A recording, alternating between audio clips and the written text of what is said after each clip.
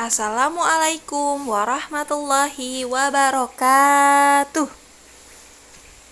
Halo teman-teman, selamat pagi. Apa kabarnya hari ini?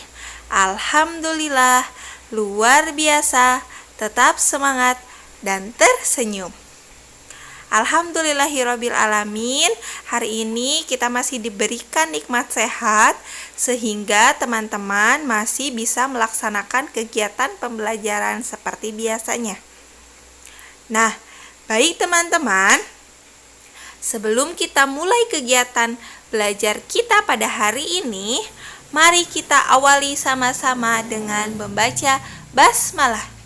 Bismillahirrahmanirrahim.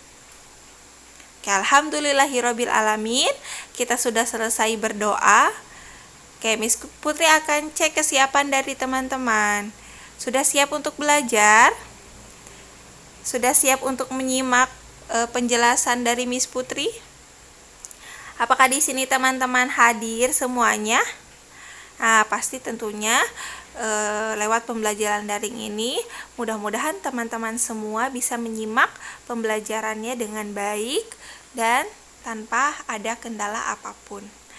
Nah, baik teman-teman, pada pertemuan kali ini kita akan sama-sama membahas dan mempelajari tentang sikap mandiri.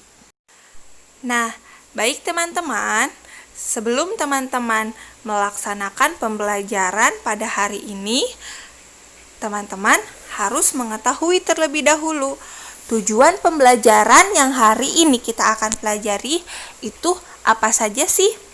Nah, baik, Miss Putri akan menjelaskan beberapa tujuan pembelajaran yang harus bisa teman-teman capai dalam pembelajaran kali ini. Yang pertama, teman-teman harus bisa memahami makna sikap mandiri. Kemudian yang kedua, teman-teman harus bisa menyebutkan ciri-ciri sikap orang tersebut memiliki sifat sikap mandiri. Kemudian yang ketiga, teman-teman harus mengetahui hadis yang berkaitan dengan sikap mandiri.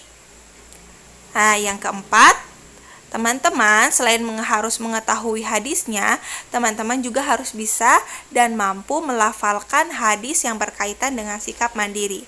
Kemudian yang kelima, teman-teman harus mengetahui sikap mandirinya Rasulullah SAW atau Nabi Muhammad SAW. Nah, setelah teman-teman mengetahui sikap mandiri Nabi Muhammad SAW, tujuan yang terakhir dari pembelajaran ini adalah teman-teman dapat mempraktikkan atau mencontohkan atau membiasakan sikap mandiri ini di dalam kehidupan sehari-hari. Nah, jadi tujuan pembelajaran kita kali ini ada 6 tujuan yang harus teman-teman capai. Oke, baik teman-teman, di sini Miss Putri punya satu gambar. Tolong teman-teman perhatikan gambar berikut ini. Ya, di situ ada seorang anak laki-laki sedang memakai sepatu.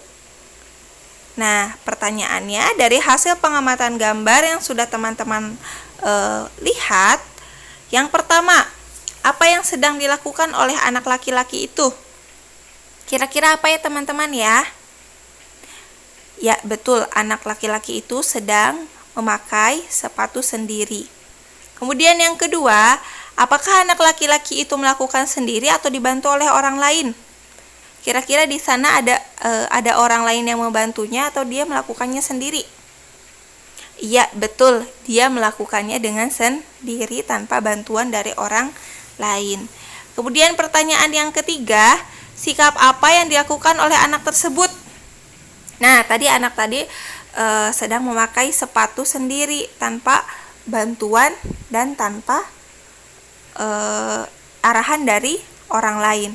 Kira-kira anak tersebut sudah mempraktikkan sikap apa ya teman-teman ya? Sudah bisa tahu apa jawabannya? Ya, betul. Nah, anak tersebut sedang mempraktekkan atau sedang membiasakan perilaku mandiri. Oke teman-teman, dari gambar tadi kita bisa simpulkan bahwa anak tersebut mempraktekkan sikap mandiri. Nah, sekarang kita akan membahas tentang makna dari sikap mandiri. Apa sih sikap mandiri itu? Sikap mandiri memiliki arti sikap yang tidak bergantung kepada orang lain. Nah, dan sikap mandiri ini termasuk ke dalam akhlak atau sifat yang terpuji. Jadi termasuk ke dalam sifat-sifat yang baik. Kemudian, biasanya apa sih yang dilakukan oleh anak-anak yang memiliki sikap mandiri ini? Nah, biasanya anak yang mandiri akan berusaha melakukan dan memenuhi kebutuhan dari hasil usahanya sendiri. Jadi, apapun yang ia lakukan, semuanya dia lakukan sendiri, tanpa bantuan dan tanpa ada campur tangan dari orang lain. Nah, itu biasanya yang dilakukan oleh orang-orang yang memiliki sikap mandiri. Anak muslim yang memiliki sikap mandiri memiliki ciri-ciri yang ada pada dalam dirinya. Nah, jadi kalau teman-teman sudah mempunyai ciri-ciri yang seperti nanti akan kita sebutkan, berarti teman-teman sudah memiliki sikap mandiri. Apa sih ciri-cirinya itu? Kayak yang pertama, melakukan sesuatunya itu sendiri. Jadi biasanya dilakukan sendiri tanpa meminta bantuan orang lain. Kemudian yang kedua, tidak suka menyuruh atau bergantung kepada orang lain. Nah, jadi tidak mengandalkan. Misalkan ketika mengambil sesuatu, tidak mengandalkan orang lain. Aku nggak bisa. Nanti deh, ada ayah, ada bunda. Nah, tidak seperti itu ya. Kemudian yang C, berani dalam kebaikan. Nah, pasti orang-orang yang mandiri ini selalu berani dalam melakukan sebuah kebaikan. Yang keempat, bertanggung jawab atas sesuatu yang sudah dia lakukan. Misalnya, hari ini mengerjakan tugas. Nah, maka teman-teman harus bertanggung jawab menyelesaikan tugasnya itu dikerjakan. Nah, dengan usahanya sendiri. Dicoba dulu mengerjakan sendiri, baru kalau misalkan ada yang tidak paham, baru minta bantuan. Kemudian yang terakhir, apa sih ciri-cirinya? Nah, ciri-cirinya yang terakhir adalah anak yang mandiri ini dia tidak mudah menyerah. Jadi dia selalu mencoba, dia selalu berusaha untuk menyelesaikan semuanya secara sendiri, sehingga dia tidak mudah menyerah. Nah, itu adalah ciri-ciri anak muslim yang memiliki sikap mandiri. Apakah di dalam diri teman-teman sudah terdapat ciri-ciri yang seperti tadi sudah Miss Putri sebutkan? Nah, silahkan teman-teman tanyakan pada diri sendiri ya. Nah, oke, baik teman-teman. Setelah tadi teman-teman mengetahui macam-macam ciri-ciri sifat anak yang memiliki sikap mandiri, selanjutnya kita akan membahas tentang hadis tentang sikap mandiri. Nah, karena sikap ini termasuk ke dalam sikap terpuji dan bisa kita contoh dari Rasulullah, dan ternyata sikap ini memiliki ada hadis yang menerangkan tentang sikap mandiri. Bagaimana bunyinya? Nah, untuk bisa lebih jelas nanti teman-teman bisa sambil melihat buku paket halaman 19 dan 20. Oke, mari sama-sama kita baca hadisnya ya. Bismillahirrahmanirrahim.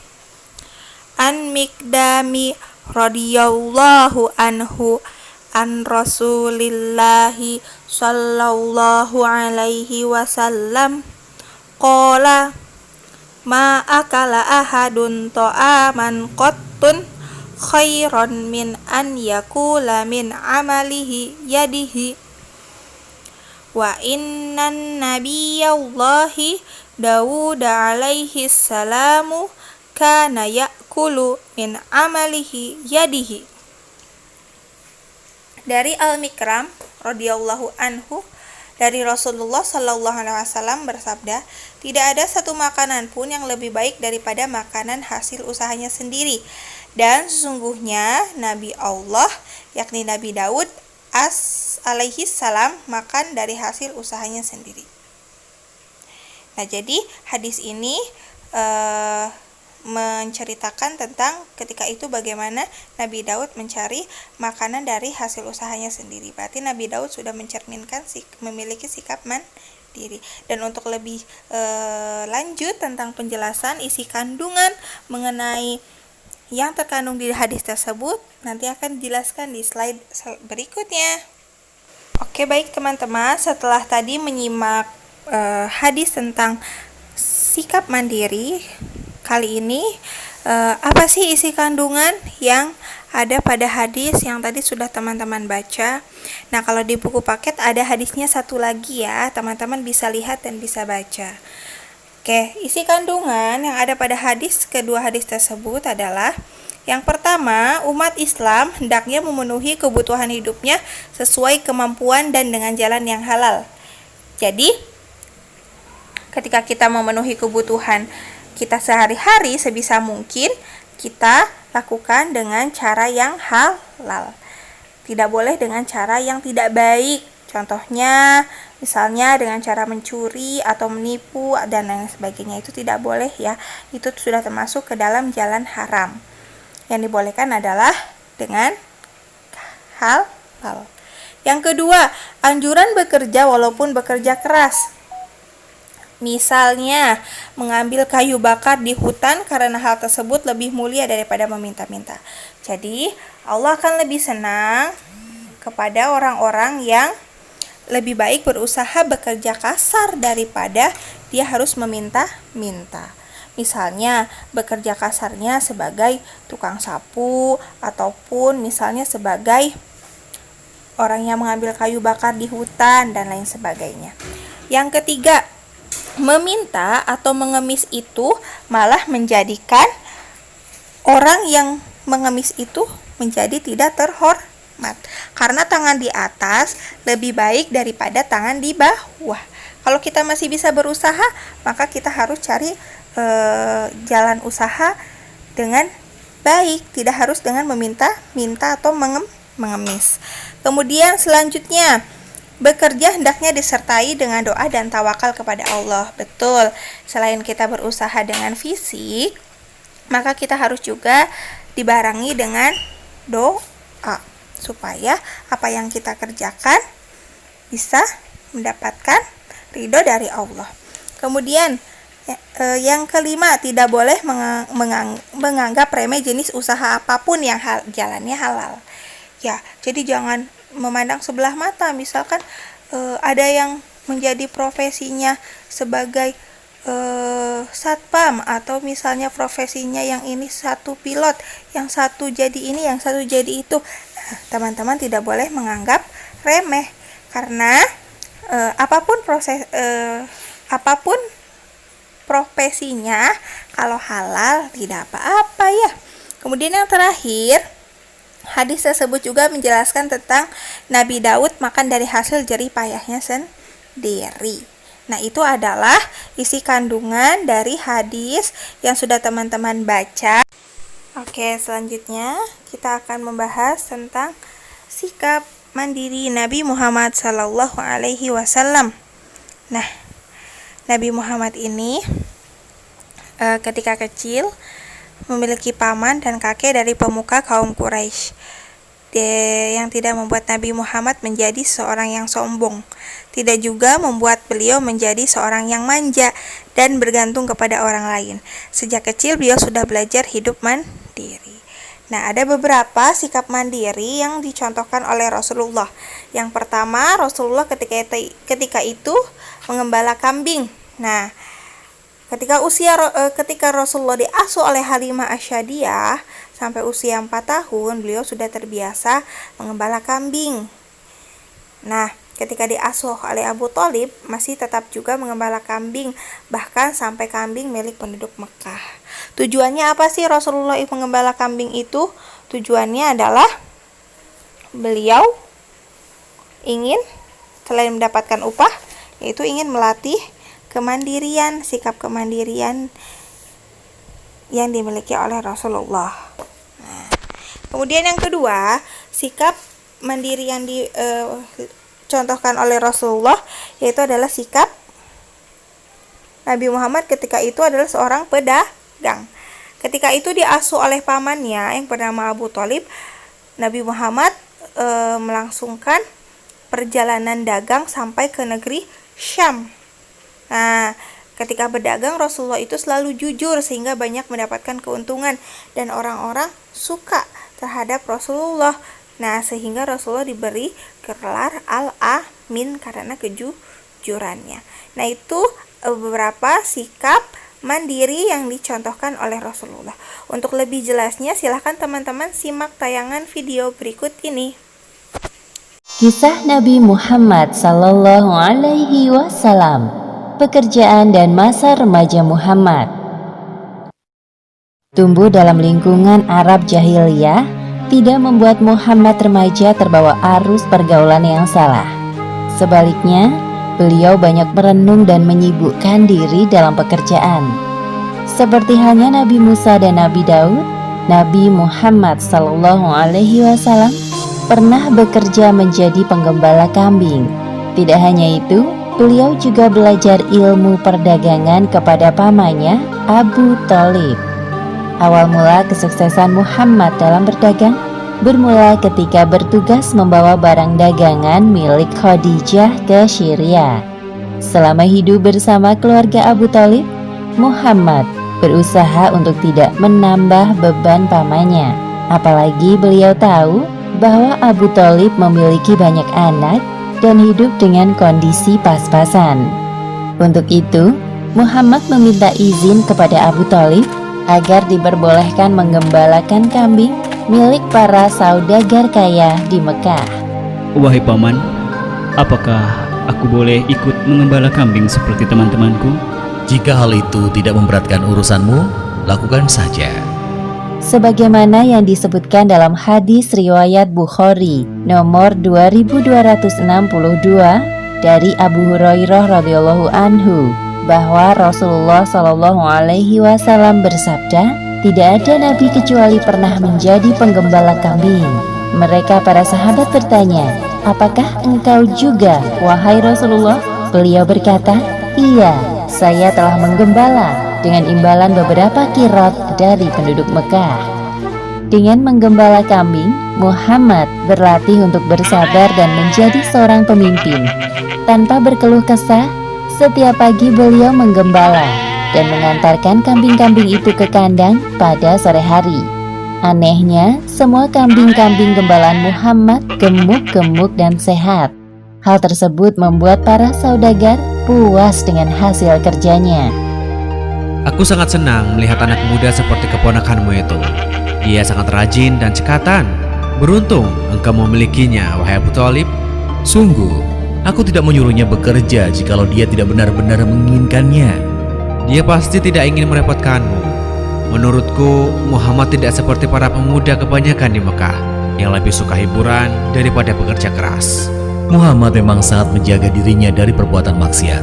Akhlaknya pun sangat mulia dari semua orang yang pernah aku kenal di Mekah. Sewaktu menggembala, Muhammad sering berpikir tentang hal-hal yang terjadi di sekitarnya. Siapakah yang menciptakan bintang-bintang yang berkilauan di langit? Dan siapa yang menghadirkan udara untuk dihirup semua makhluk? Dan siapa pula yang membuat jantungku berdetak? Sungguh pastilah dia zat yang maha kuasa. Berbagai pertanyaan muncul di benak Muhammad. Hal tersebut yang membuatnya selalu sibuk merenung dan terjaga dari perbuatan buruk yang dilakukan oleh para pemuda Mekah.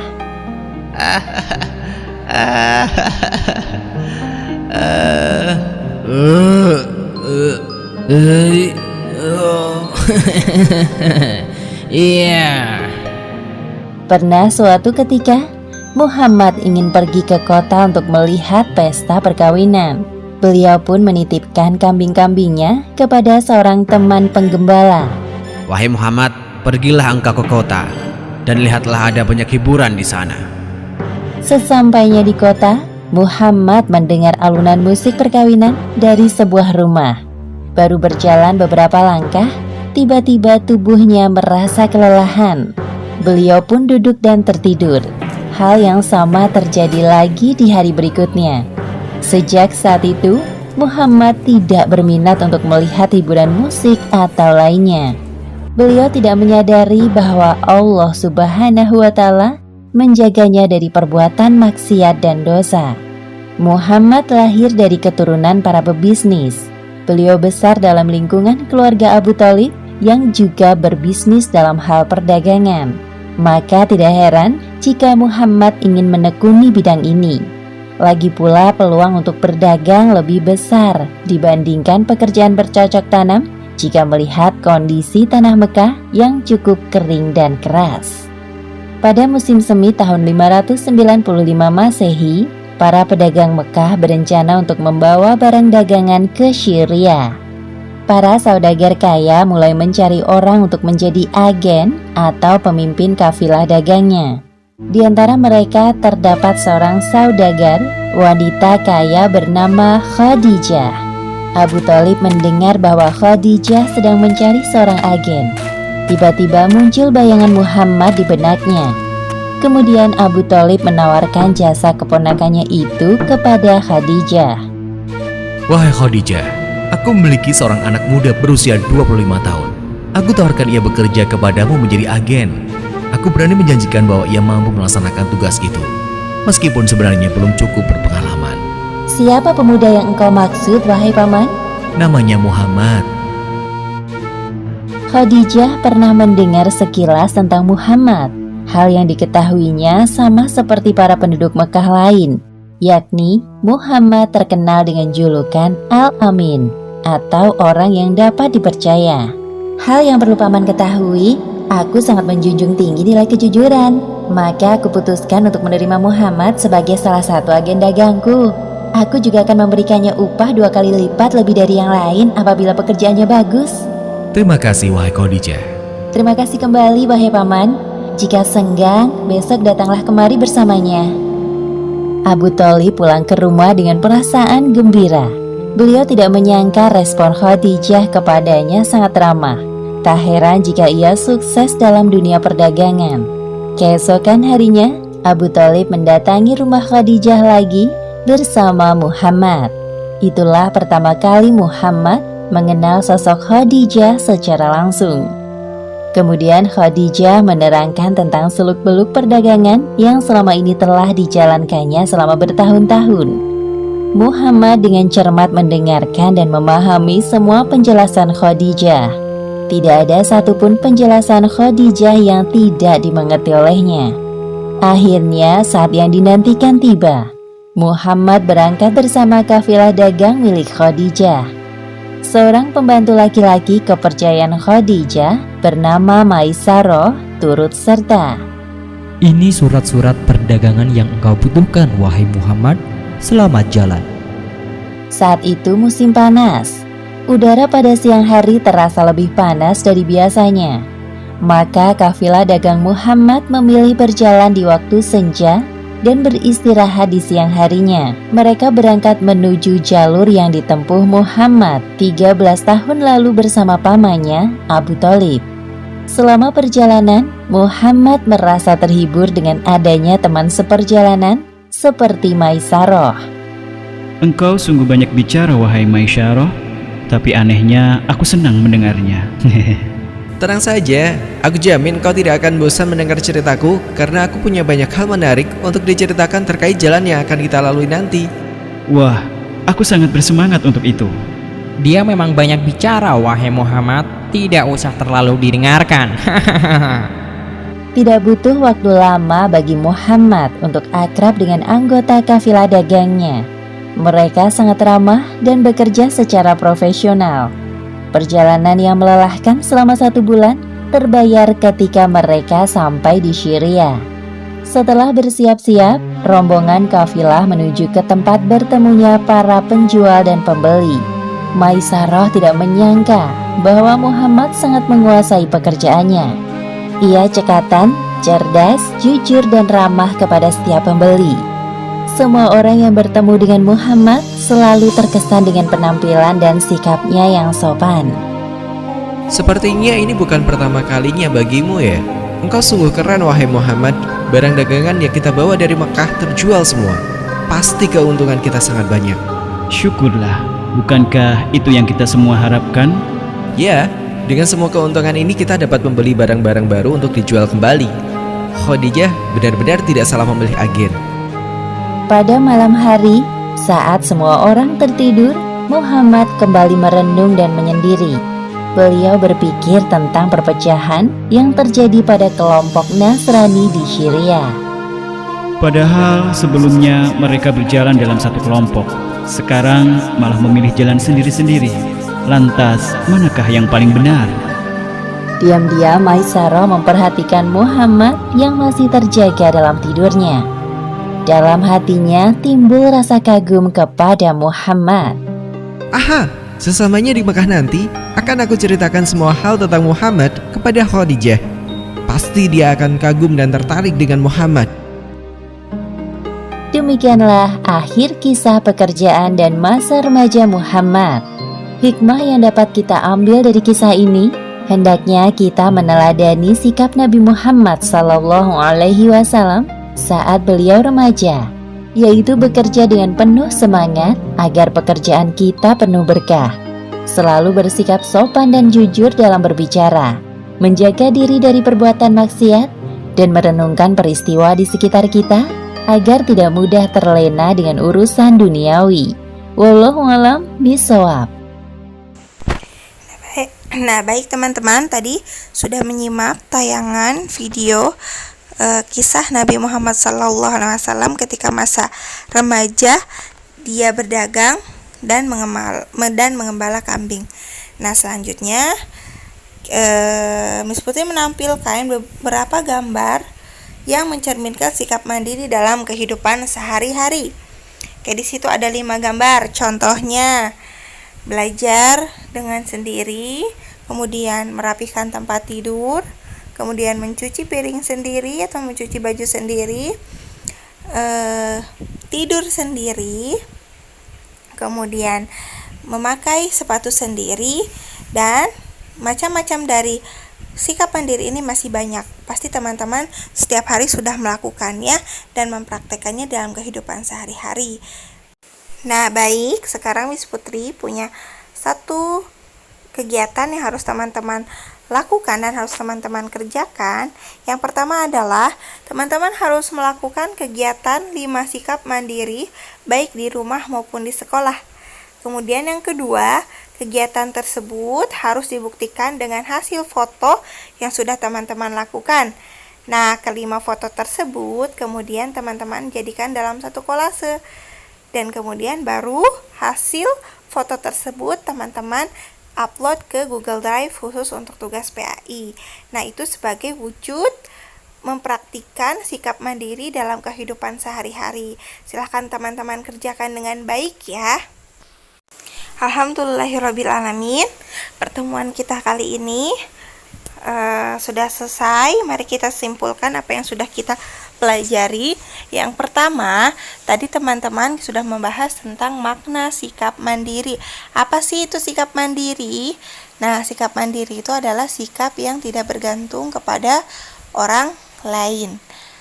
Termasuk ke dalam akhlak apa itu? Termasuk ke dalam akhlak yang terpuji, dan biasanya orang yang memiliki sikap mandiri, dia akan berusaha dengan hasil usahanya sendiri. Nah, ciri-cirinya bagaimana? Ciri-cirinya, orang yang memiliki sikap mandiri itu adalah yang pertama, dia melakukan sesuatunya sendiri. Kemudian tidak suka menyuruh atau bergantung kepada orang lain, berani dalam kebaikan, bertanggung jawab, dan tidak mudah menyerah. Nah, untuk hadisnya silahkan teman-teman baca kembali di buku paket supaya lebih jelas ya. Dan tadi juga teman-teman sudah membahas tentang sikap mandiri Nabi Muhammad SAW.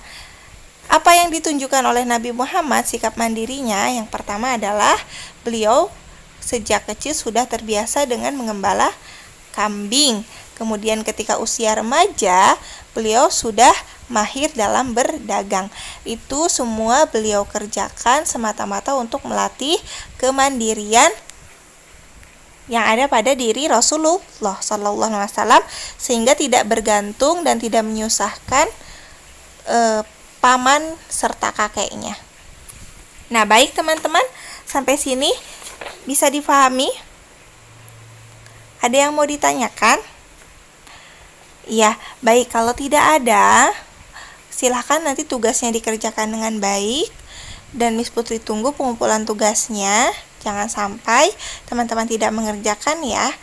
Nah, kalau tidak ada yang ditanyakan, mari kita akhiri dengan membaca hamdalah. Alhamdulillahirabbil alamin. Oke, baik teman-teman. Mohon maaf jika ada kesalahan. Mudah-mudahan pembelajaran kita hari ini bermanfaat. Terima kasih atas perhatiannya. Wassalamualaikum warahmatullahi wabarakatuh.